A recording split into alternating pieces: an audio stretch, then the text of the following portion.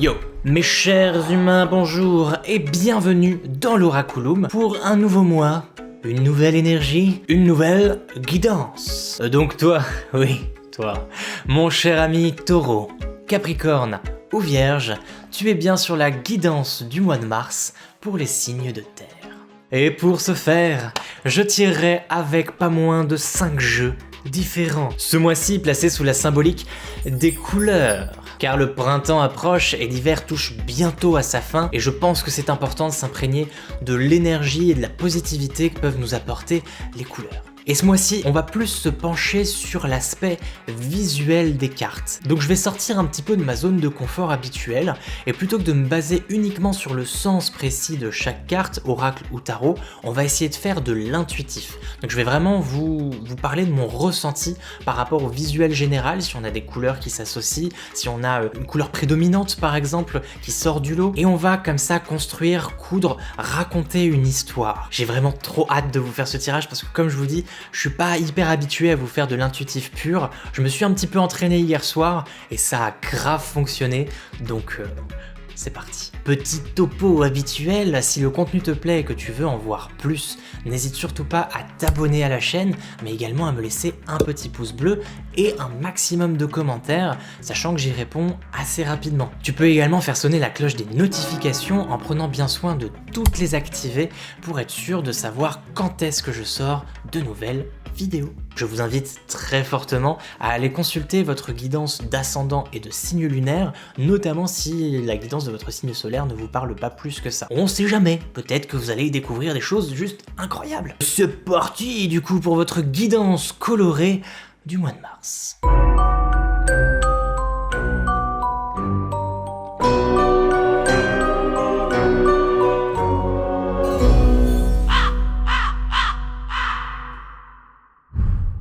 On commence donc avec les taureaux, et vous verrez comme je l'ai expliqué pour les autres signes que ce tirage sera quand même bien différent du tirage du mois dernier, étant donné que ce sera purement intuitif. Donc là nous avons le roi de denier, qui est une bonne énergie taureau. À ça on va rajouter un petit peu de couleur, parce que là on est sur quelque chose de noir et blanc, c'est pas très joyeux tout ça. Hop. Quelle couleur nous avons? Le rose, enfin le bouton de rose, le rose bouton j'allais dire. Mon cœur s'ouvre à la douceur de vivre et à l'amour. Oh, on est aussi encore une fois sur une énergie taureau, différente cette fois-ci, mais toujours très bien ancrée au signe astrologique. Votre rune du mois, qui malgré le dos de la carte, vous verrez, sera très colorée. Nous avons la matérialisation et la gestation avec Ingoise. Très bien.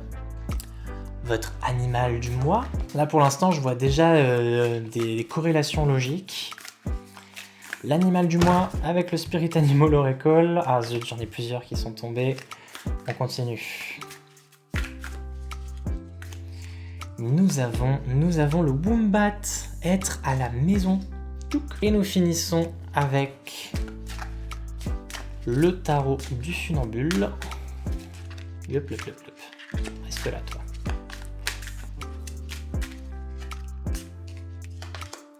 Et nous avons le 9 de coupe. Donc ce mois-ci, mes chers taureaux, je vois qu'il y a de bonnes énergies taureaux ici. Donc on a le roi de denier avec la matérialisation et la gestation qu'on peut largement mettre ensemble, parce que le roi de denier c'est celui qui a justement la capacité de matérialiser ses idées, de faire du concret, de réaliser en fait ses projets, de faire de ses idées un peu immatérielles quelque chose de matériel. Donc on est sur de la matérialisation mais aussi de la gestation. La gestation c'est la conception du projet et la matérialisation c'est sa naissance, la création du projet. On va être aussi sur quelque chose qui va être en rapport avec un peu plus de douceur. Là on a mon cœur s'ouvre à la douceur de vivre et à l'amour, donc on est sur quelque chose de relationnel ou peut-être de passionnel, hein, l'amour de son travail aussi, pas forcément un amour pour quelqu'un.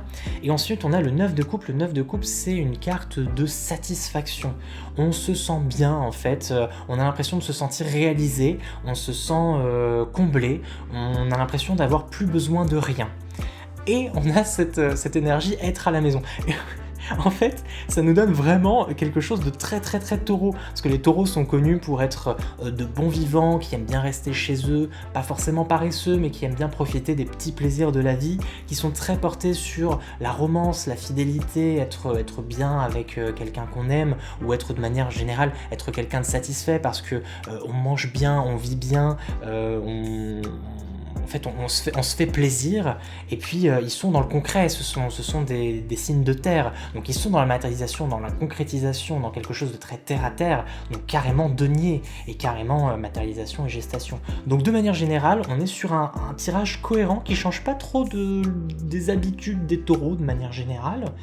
Donc ce mois-ci, quelque chose qui sera tranquille si on reste focalisé sur l'énergie, être à la maison, de la satisfaction, hein, on peut se rapprocher ça, mon cœur s'ouvre à la douceur de vivre et à l'amour. On est vraiment sur quelque chose de tout doux, une vie douce, tranquille, banale, un peu routine, un peu repos, voilà, vie de tous les jours. Et en même temps, on a quelque chose d'un peu plus concret ici, avec quelque chose quand même de déterminé, d'un peu plus terre à terre. C'est pas très droit tout ça. Vraiment la réalisation, la concrétisation, l'endurance du taureau habituel, le fait d'être vraiment dans quelque chose de terre, hein, je le rappelle. Donc ce mois-ci, les taureaux, on va pas trop bousculer vos habitudes, on va rester sur quelque chose qui va se faire naturellement, qui va être doux, qui va être satisfaisant, qui va être plaisant, hein. C'est bon aussi d'être à la maison. Ça peut être un travail fait à la maison aussi, travailler de chez soi. Sinon, on vous parle justement de peut-être aborder son travail de manière cool, de manière zen, de manière tranquille, de manière sereine, de manière taureau, pas prise de tête, très simple. Donc voilà mes petits taureaux, j'espère que ce mois tranquille vous convient, j'espère que c'est en accord avec vos projets. Je vous fais de très très gros bisous et on se retrouve très bientôt. On continue du coup avec les vierges pour votre guidance de mars 2020. Et comme je l'explique sur tous les signes, on va être ici sur un tirage particulier étant donné qu'on va se concentrer sur les couleurs, on va tirer toutes les cartes et on va essayer de créer un peu comme ça notre interprétation. Du coup on commence avec le 8 de coupe et la belle Harley Quinn, qui est tout en couleurs d'ailleurs. Ensuite, pour le petit oracle des couleurs, on va avoir le blanc. Mon essence profonde est lumineuse et pure. On a un petit rappel de blanc par rapport au pull d'Harley Quinn. On va maintenant tirer une rune qui, bien sûr, en dépit du fait que le dos soit assez sombre, vous verrez que les cartes sont super colorées. Motivation et volonté. Je crois que ça fait au moins 3 ou 4 fois que je la tire celle-là. Je vais maintenant tirer la carte animal de l'Animal Spirit Oracle qui va nous donner de la couleur également. Alors, nous avons le pan, Let it shine, donc laisse-le briller, en gros, que ça brille. Et pour finir, nous allons tirer une carte du tarot du funambule.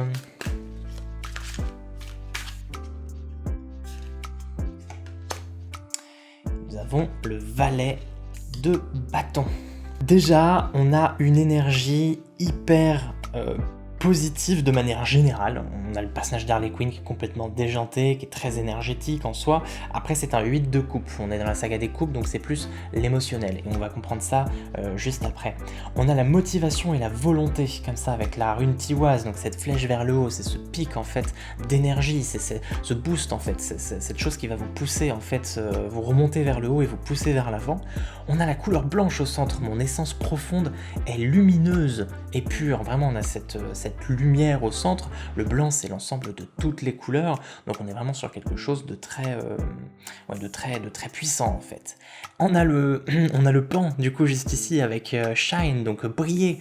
Donc on est encore sur cette énergie hyper puissante, hyper brillante. Vous allez être mis en avant, vous allez avoir une énergie renouvelée, quelque chose qui va pousser comme ça. Et on a le valet de bâton, la saga des bâtons, la série des bâtons pardon. On est sur une énergie feu, quelque chose de puissant. Et le valet, c'est celui qui va expérimenter, qui va commencer en fait à toucher à cette énergie-là, et on est sur quelque chose de très neuf au niveau de cette énergie.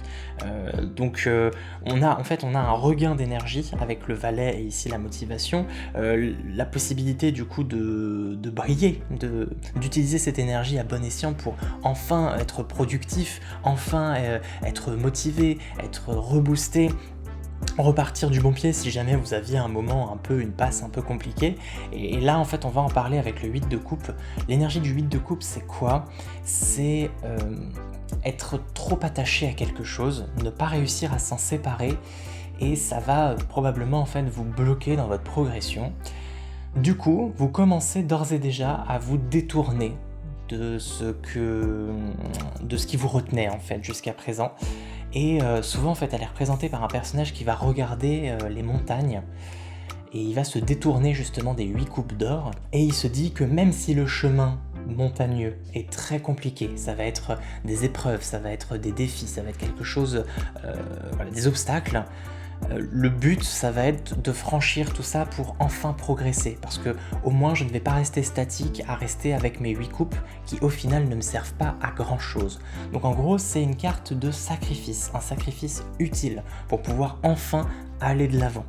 Donc il y a quelque chose que vous êtes sur le point d'abandonner, parce que là on va être dans la compréhension de tout ça. Pour briller, pour enfin devenir vous-même, pour pouvoir briller par vous-même, vous allez dans tous les cas retrouver ce pic d'énergie qu'il va falloir utiliser à bon escient pour réussir à lâcher définitivement ce boulet que vous vous traînez en fait. Ce fardeau quelque part, cette chose un peu inutile qui dans tous les cas ne vous permet pas d'aller de l'avant.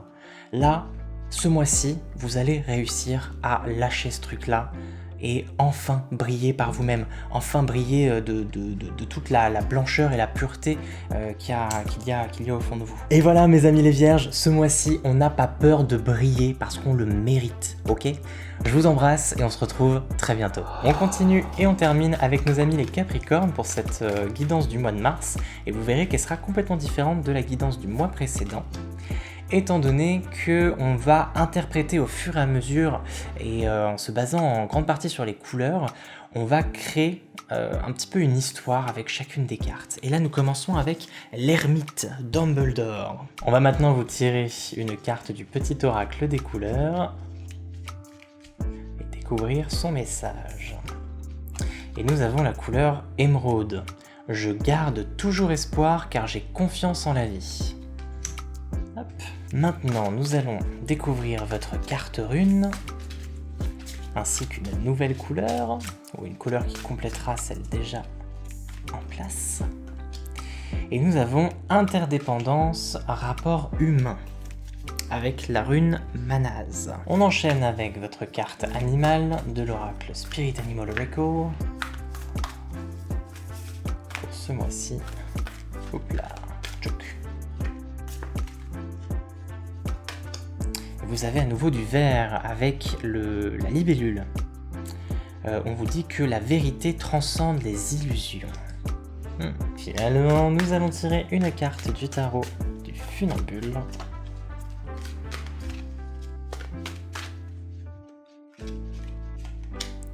Et on retrouve le 4 d'épée.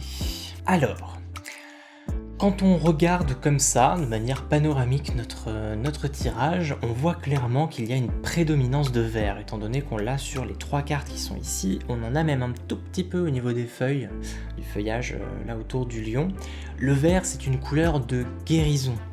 Donc soit c'est vous qui êtes en pleine guérison, et là ce serait accentué par cette carte du 4 d'épée qui est la carte du repos, se reposer, reposer son esprit, se calmer.